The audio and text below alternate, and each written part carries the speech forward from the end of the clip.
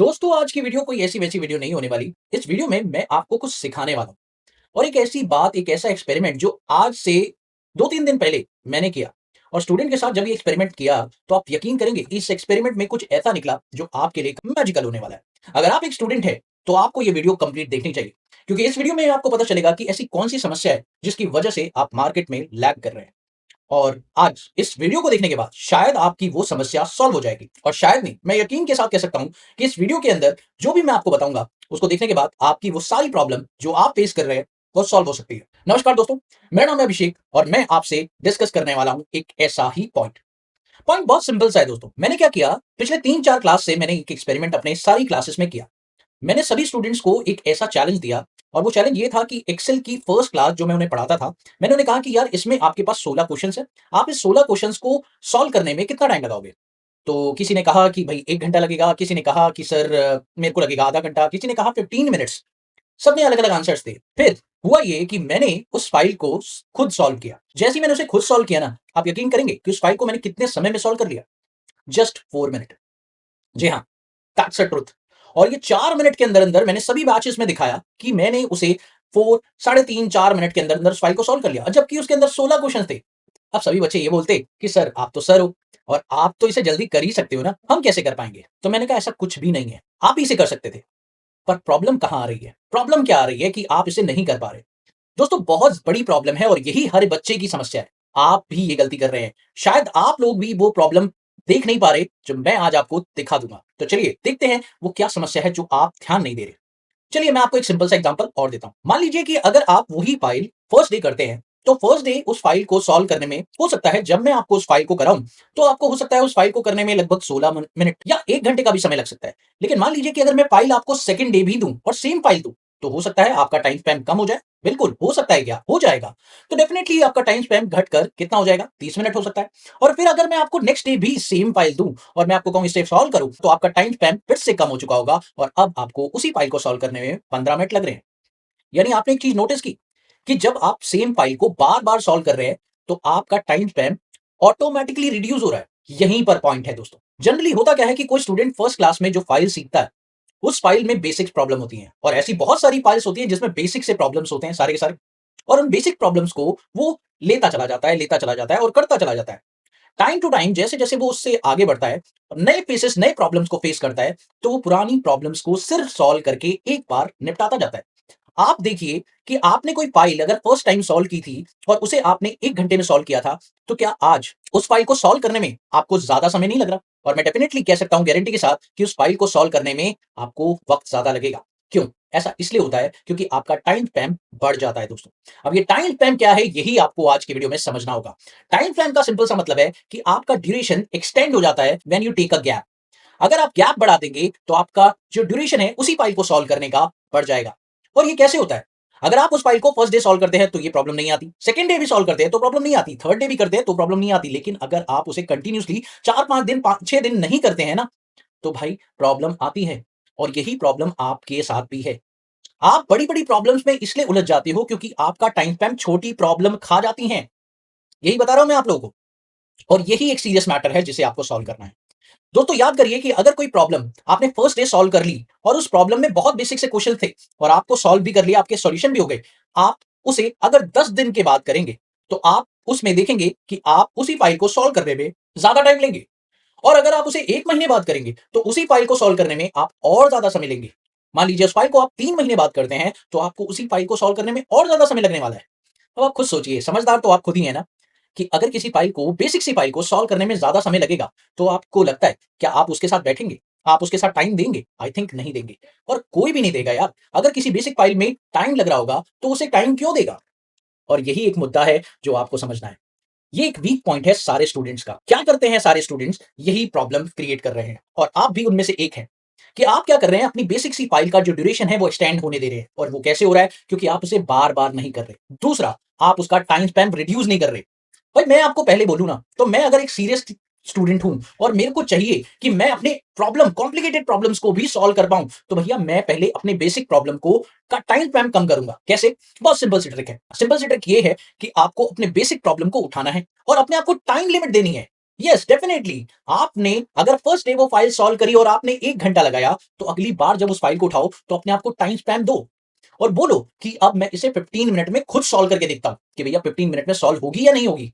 Definitely जब आप अपने आप को टाइम का चैलेंज देते हो ना, तो आप उस फाइल को जल्दी सॉल्व कर लेते हो।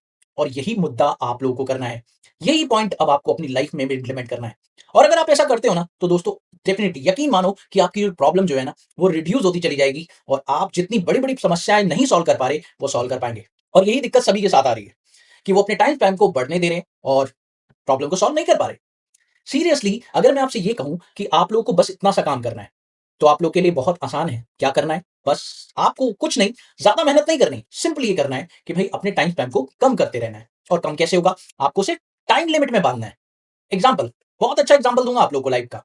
आपको याद होगा जब आप लोग एग्जाम देने जाते थे, 3 घंटे का एग्जाम होता है। लास्ट के 1 घंटे में जैसे ही आपको टीचर ये अलर्ट मैसेज देता है कि 30 मिनट बचे हैं, तब सोचिए आपकी स्पीड कितनी अच्छी हो जाती है ना। 2x हो जाती है ना। यस, डेफिनेटली हो जाती है। आपकी स्पीड 2x हो जाती है और आप फटाफट लिखना शुरू कर देते हो और आपका दिमाग भी तेज चलना शुरू हो जाता है। यही कारण है कि आप लोगों को टाइम स्पैम का इस्तेमाल करना चाहिए। ये टाइम स्पैम इतनी मैजिकल चीज है ना कि आप लोगों की हर प्रॉब्लम को तुरंत सॉल्व कर सकती है। लेकिन अगर आप इस पे ध्यान देंगे तो ही ये होगा। और टाइम स्पैम रिड्यूस करना कैसे होगा? एक प्रॉब्लम को बार-बार सॉल्व करके। जी हाँ, बहुत सिंपल सी बात है कि आपको हर प्रॉब्लम को उठाना है और उसे तब तक सॉल्व करते रहना है जब तक कि आप उसे कम टाइम स्पैम में ना कर पाएँ।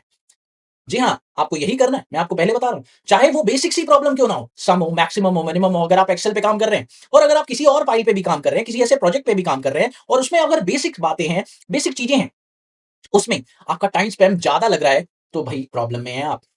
आपको क्या करना है? सारी बेसिक्स प्रॉब्लम्स को टाइम स्पैम रिड्यूस करके देखना है। और वो कैसे होगा? टाइम सेट करके। जी हाँ, अपने आप को टाइम सेट कर दीजिए, एक स्टॉप वॉच लगा लीजिए कि मुझे इसे 15 मिनट्स में सॉल्व करना है, तभी मेरा टाइम स्पैम सही होगा। और अगर आप अपने आप को टास्क देंगे ना, ये ड्यूरेशन वाला टास्क जैसे ही आप अपने आप को देंगे, ऑटोमैटिकली आपका टाइम स्पैम कम होता चला जाएगा। और फिर उसके बाद जो मैजिक होगा ना, आप सोच भी नहीं सकते। मैजिक ये होगा कि अब जब आपके सामने बड़ी प्रॉब्लम्स होंगी, तो आपका टाइम छोटी प्रॉब्लम्स कभी नहीं खाएँगी। उनमें आप फटाफट से काम करके निकल जाओगे और अपना सारा दिमाग कहाँ लगाओगे? भाई सारा दिमाग आप लगाओगे बड़ी प्रॉब्लम्स के अंदर। और यही फैक्ट है टाइम स्पैम को समझने का। आई थिंक अब इस बात से आप बहुत अच्छे से रिलेट कर पा रहे होगे अपनी लाइफ में। दोस्तों एक और बात मैं आपको बताना चाहूंगा, ये फैक्ट सिर्फ आपकी काम से रिलेटेड नहीं है, ये फैक्ट आपकी रियल लाइफ में भी इंप्लीमेंट होता है। यानी अगर आप अपना टाइम स्पैम बढ़ाते हैं हर चीज से रिलेटेड, चाहे आप सोचिए सुबह आप उठते हैं ना, उठने का टाइम स्पैम आप बढ़ा चुके हैं।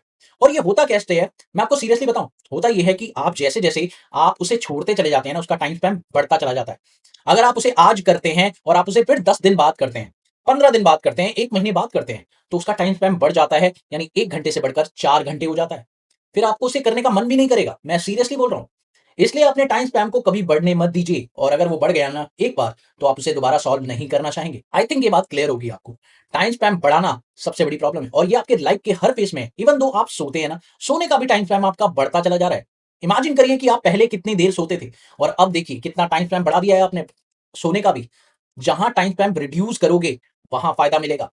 यानी सोना, खाना-पीना, जहाँ-जहाँ आपको लगता है कि आपने फालतू का टाइम स्पैम बढ़ा रखा है, उसे आप रिड्यूस करने की कोशिश करिए। और ये कैसे होगा? अपने आप को टाइम लिमिट के अंदर बाँध कर। टाइम लिमिट के अंदर कैसे बाँधेंगे? भाई उस टास्क को कंप्लीट करना है, उस टास्क का कंप्लीशन टाइम देखना है।